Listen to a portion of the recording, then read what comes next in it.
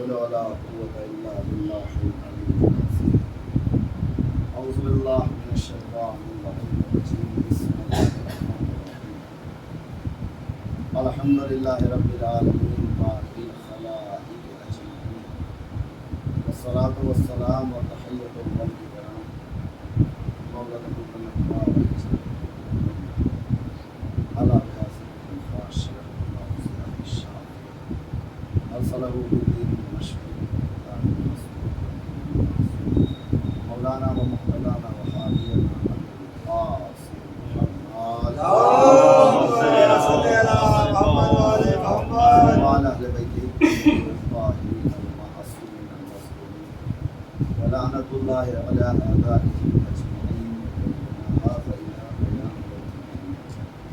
أما بعد فقد قال رسول الله صلى الله عليه وآله وسلم مثل أهل البيت كمثل صلوات محمد اسلام میں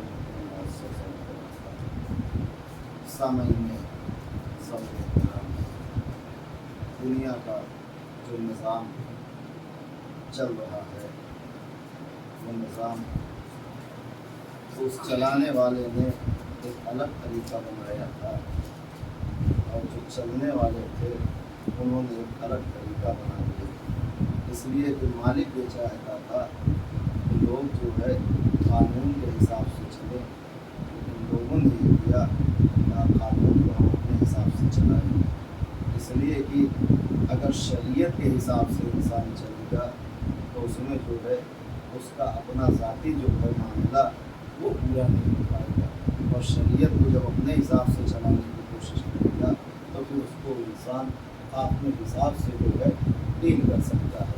یہی نتیجہ اسلام کے ساتھ بھی کچھ ہوا کہ جو رسول بتا کے گئے تھے، ایک تو کچھ ایسی مخالفت ہوئی کہ لوگوں نے خود ہی کہہ دیا رسول کے سامنے کہ نہیں آپ اسے رہنے دیجیے، آپ یہی دے دیجیے ہمارے لیے کافی ہے۔ ایک معاملہ تو رسول کے سامنے کھل کے آ گیا کہ انہوں نے کہا کہ آپ ہم کو جو ہے خالی قرآن دے کے چلے جائیے، ہم اس کے سہارے سے عمل کر لیں گے، اس لیے کہ ہمارے باپ و دادا سے یہ سیرت چلتی چلی آئی ہے، ہم ایسوں کو مانتے تھے جو ہمیں روکتے اور ٹوکتے نہیں تھے، اس لیے ہم جو ہے قرآن کو مان لیں گے، اس لیے کہ یہ ہمیں کچھ کہے گا نہیں، جو حکم ہوگا ہم اپنے حساب سے عمل کر لیں گے، اور اس میں ایک آسانی یہ بھی رہے گی کہ ایک لفظ کے 70 معنی ہیں، تو جو معنی ہمارے حساب سے ٹھیک ہوگا ہم اسے جو ہے اپنے معیار سے کر لیں گے۔ ایک تو رسول نے اپنے سامنے اور یہ بات جب رسول نے کہی کہ اگر چاہتے ہو کہ میرے حساب سے چلو تو لاؤ قلم اور کاغذ دے دو، میں کچھ لکھ دوں۔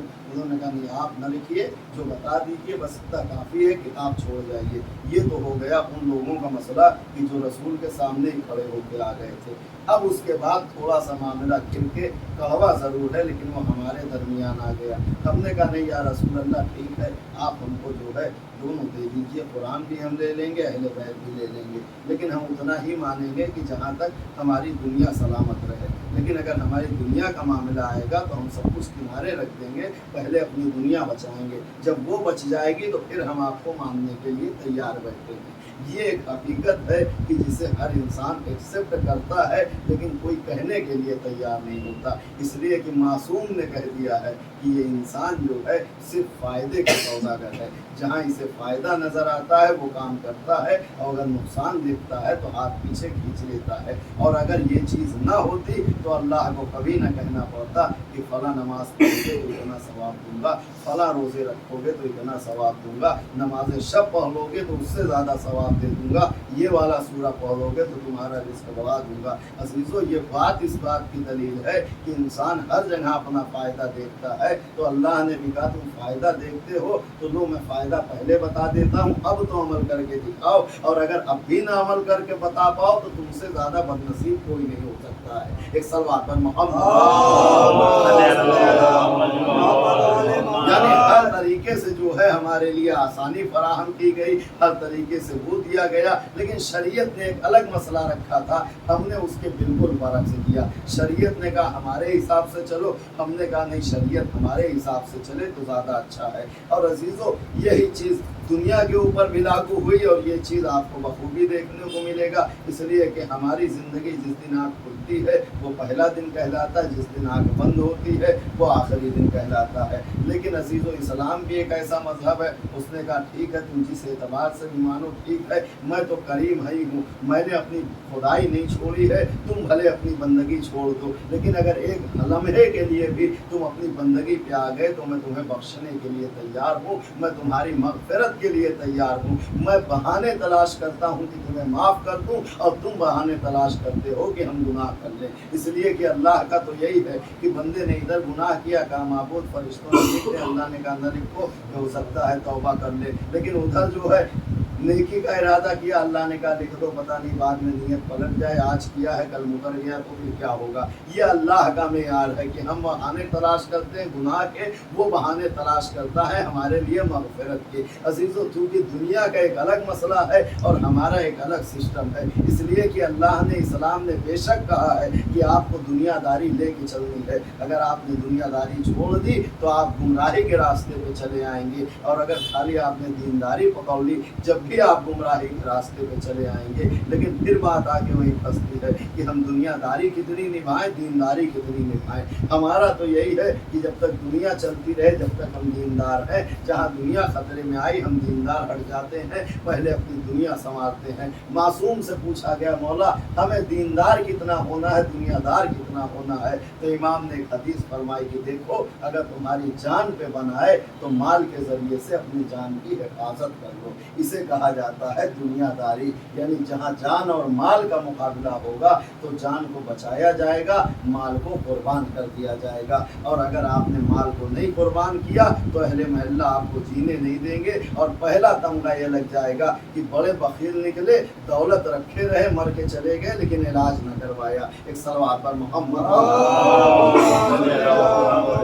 क्यों? इसलिए कि जान और माल का जब मामला आएगा तो जान कीमती है, माल दोबारा आ सकता है, जान दोबारा नहीं आ सकती। इसलिए मासूम ने कहा जान बचाओ, माल को कुर्बान करो। लेकिन अगला जो जुमला मौला ने फरमाया कि लेकिन बात तुम्हारे ईमान के ऊपर आ जाए तो फिर जान को कुर्बान करो और ईमान को बचा ले जाओ। इसलिए कि जान अगर एक बार चली गई और ईमान तुम बचा ले गए तो इस जान के बदले में तुम्हें दर्जे शहादत मिल जाएगा, और वो दर्जे शहादत ऐसा होगा कि जिसके बारे में अल्लाह ने कह दिया है कि खबरदार उन लोगों के बारे में तुम गुमान भी न करना जो राह खुदा में कत्ल हो गए हैं, जो राह फी सबीलिल्लाह, जो अल्लाह की राह में कत्ल हो गए हैं, इसलिए कि वो अपने खुदा की तरफ से जो है वो रिस्क पाते हैं। अजीज़ों ये आयत जो है वो अहले बैत के लिए नहीं आई है, इसलिए कि अल्लाह ने ये नहीं कहा कि उन लोगों को जो है गुमान न करना कि जो अल्लाह के लिए कत्ल हो गए, बल्कि फरमाया फी सबीलिल्लाह, अल्लाह के रास्ते के लिए कत्ल हो गए। और अल्लाह का रास्ता क्या है? रसूल फरमाते हुए नजर आ रहे हैं कि इहदिनस सिरातल मुस्तकीम क्या है? फरमाया सिरातो अलीयुन हक़्क़ुन, इसलिए कि जो अल्लाह का रास्ता है उस रास्ते को अली कहा जाता है, उस रास्ते को अहले बैत कहा जाता है। और अल्लाह क्या कह रहा है? खबरदार उन लोगों के बारे में गुमान भी न करना कि जो अहले बैत के रास्ते पर चलते हुए कत्ल हो गए, इसलिए कि वो अल्लाह की तरफ से जिंदा है। अजीजों ये आयत अहले बैत के लिए नहीं है, बल्कि अहले बैत के उन जानेसारों के लिए है कि जिन्होंने अपनी ज़िंदगी को ज़िंदगी न समझते हुए एक जुमला फरमाया, अगर हमें आपकी मोहब्बत में 70 मरतबा कत्ल किया जाए और फिर जिंदा किया जाए, फिर कत्ल किया जाए, हमारी रात उड़ा दी जाए, तब भी हम आपकी नुसरत से कभी मुंह न मोड़ते हुए नजर आएंगे। एक सलवात पर मोहम्मद। इसलिए कि अगर जान को कुर्बान करके तुम ईमान को बचा ले गए तो तुम्हें ऐसी इस जान के बदले ऐसी हयात जावेदा मिल जाएगी कि फिर उसके बाद तुम्हें जो है किसी जिंदगी की मुहताजी नहीं होगी। इसलिए कि सब जिंदा तो सभी को रहना है, लेकिन अगर तुमने जो है इस चीज़ को इख्तियार कर लिया तो तुम्हारी यही ज़िंदगी बरकरार रखी जाएगी, इस ज़िंदगी को ख़त्म नहीं किया जाएगा। इसलिए कि जब अल्लाह कह रहा है कि वो मेरी तरफ से रिस्क पाते हैं, मतलब कि उनकी ज़िंदगी का मेयार क्या रखा है। इसलिए कि मौत से कौन भाग सकता है? मरना तो सभी को है, जो भी पैदा हुआ है उसे ही जाना है, लेकिन فخر ہے لائق صد احترام ہے وہ انسان جو اپنی زندگی کو ہلاکت میں نہ ڈال کے اپنی زندگی کو شہادت میں بدل دے، اس لیے کہ موت سے کوئی نہیں بھاگ سکتا۔ جن لوگوں نے امام حسین کو چھوڑ دیا تھا مدینے میں یہ سوچ کے کہ ہم جائیں گے تو قتل ہو جائیں گے، تو کیا وہ زندہ بچ گئے؟ کہا نہیں، وہ زندہ نہیں بچے۔ ادھر حسین کی شہادت ہوئی پہلے سال یزید کی حکومت میں، اور 62 ہجری میں واقع حرہ ہوا۔ آپ تاریخ سے پوچھیں گے تو تاریخ بتائے گی کہ کیسا ظلم ہوا ہے مدینے کے اندر کہ جسے اس منبر سے بیان بھی نہیں کیا جا سکتا، اس لیے کہ مدینے کا وہ حال کر دیا گیا تھا مسلم ابن عتبہ نے کہ 3 دن تک جو ہے مدینے کو مباح قرار دے دیا گیا تھا، جو ظلم چاہو وہ کر سکتے ہو، حتیٰ کہ حد یہ ہو گئی تھی مسجد نبوی میں نماز بند کرا کے اسے گھوڑوں کے استبل میں تبدیل کر دیا گیا تھا۔ یہ جو ہے واقعہ حرہ میں ہوا کہ جس میں لکھا گیا کم سے کم جو ہے 6000 صحابی رسول کاٹے گئے، 4000 تقریباً جو ہے حافظ قرآن اور قاری قرآن کاٹے گئے۔ انجام کیا ہوا؟ مرے وہ بھی، موت انہیں بھی آئی، جو حسین کے ساتھ چلے گئے انہیں بھی موت آئی۔ لیکن آج جب تاریخ سے پوچھتے ہیں کہ دونوں میں فرق کیا ہے تو دنیا ایک کو علیہ السلام کے لقب سے یاد کرتی ہے، دوسرے کو لعنت کی نگاہ سے دیکھتی ہے، اس لیے کہ مرنے سے کوئی نہیں بچ سکتا ہے، موت تو آنی ہی آنی ہے۔ اہل بیت نے کہا تم ہمارے در پہ تو آ کے دیکھو، اگر ہم اہل بیت جو ہے تمہیں زندہ جاوید نہ بنا دیں تو ہمارے اہل بیت ہونے کا فائدہ کیا ہے؟ اس لیے کہ میں حسین ابن علی ہوں، حسین آواز دے رہے ہیں کہ میں حسین ابن علی ہوں، آؤ تو صحیح، ایسی زندگی عطا کروں گا کہ تمہیں قیامت تک جو ہے پھر کبھی کچھ سوچنا نہیں پڑے گا۔ اس لیے کہ حسین زندگی کی بھیک بانٹنے والے ہیں، اس لیے ہمارے 11 امام ہوئے ہیں، لیکن کسی نے جو ہے شہادت کے بعد جو ہے جس کی شہادت ہوئی کلام نہیں کیا ہے، یہ حسین ابن علی کی ذات تھی کہ جو پہلا اور آخری امام ہے کہ جس نے شہادت کے بعد منہ کے نیزہ پہ جا کے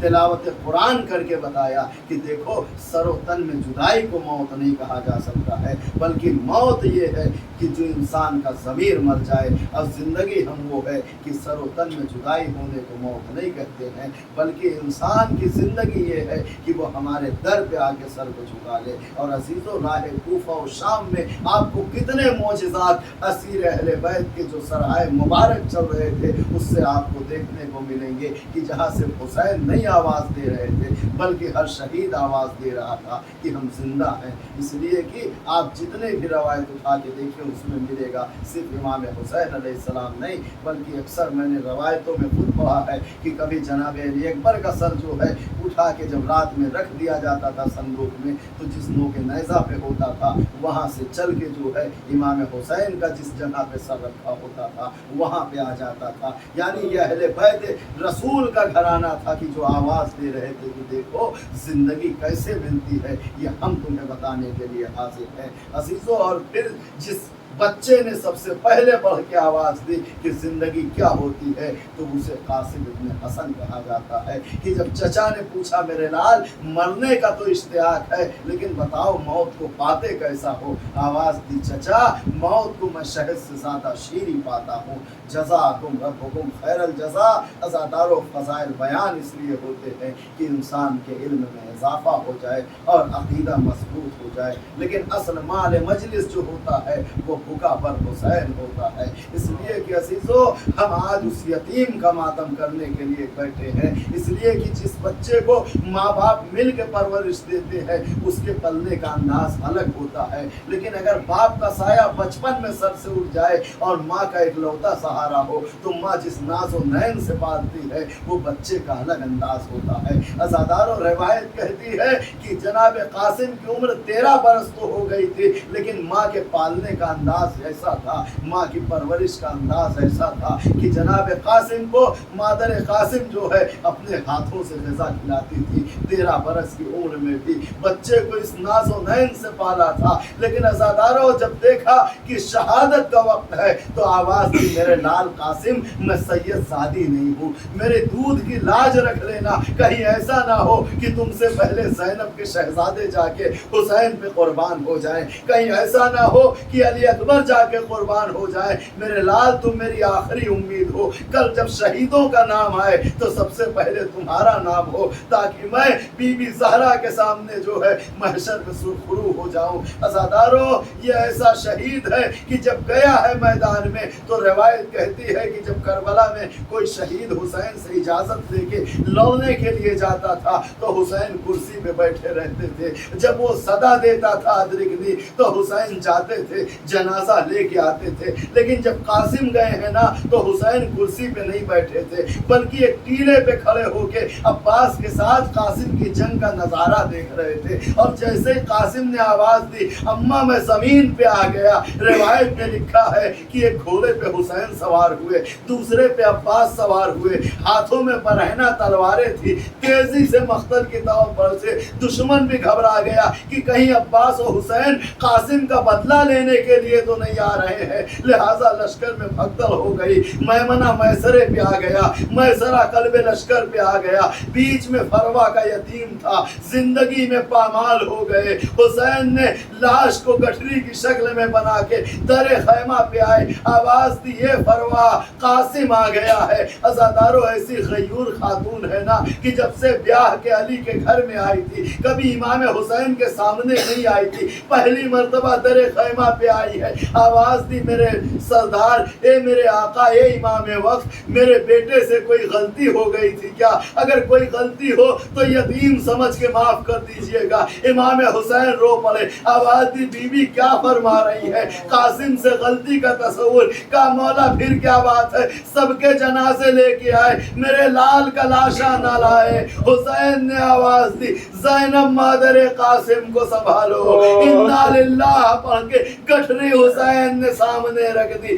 ماں نے دیکھا, اے میرے لال, تجھے دولہا بنا کے بھیجا تھا, یہ صحرے کی لڑیاں بکھر کے گئی. ہاتھوں کو بلند کیا, میرے اللہ, اس سے بہتر فروا کے پاس کوئی ہدیہ نہ تھا, اسے تو قبول کر لینا.